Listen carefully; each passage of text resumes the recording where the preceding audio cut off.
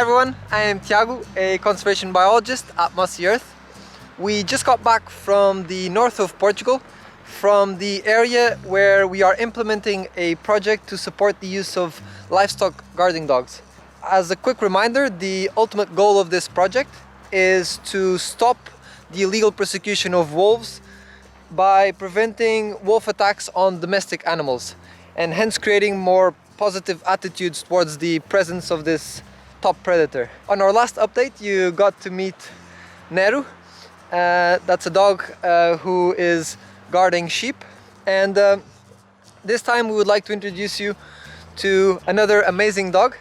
His name is Hati, and he will be protecting cattle and has been bonding with the animals for the past few months. Yeah, Hati is the name of the dog. He's now 5 months old, and he arrived here when he was only 2 months, and he's integrated with a herd of cows, and he's doing very well. And since the first moment, had a very good best friend, one of the cows, and they have played a lot together, and that's one of the best things that can happen, because then they build a close relationship with each other and also with the rest of the herd.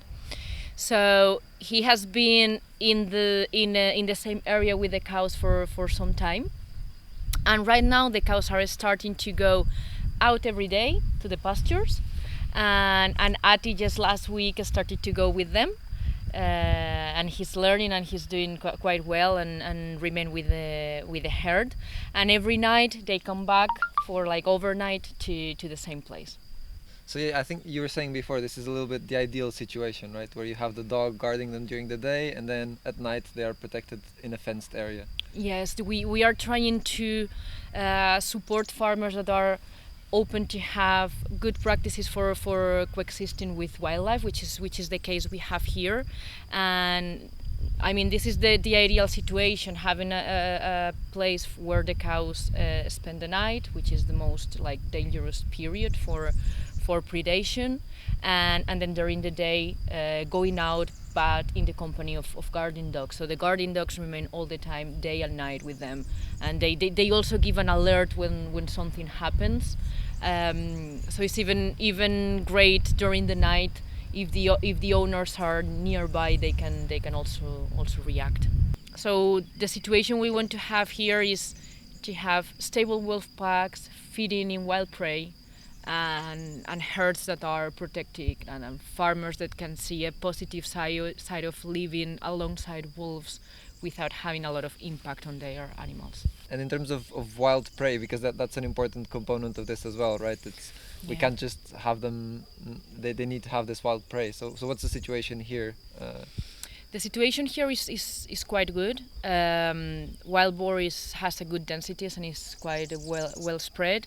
And roe deer in this area in particular, densities are high, and in the Greater Coa Valley in general, densities are quite good in some areas, and in others is in expansion. So there is a feeding alternative for wolves here, apart from livestock, if the livestock is sufficiently protected. Also, today we have seen a very good example of a large area that is very well managed by the owners, like taking care of the grazing pressures.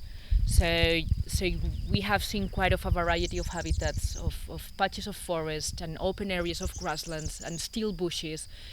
In the areas you go where there is overgrazing, is like you don't see the richness and the diversity we've seen here. So that's also the reason why wild prey can also exist. There's also maybe a bit of a curiosity in terms of how you go about integrating one of these dogs.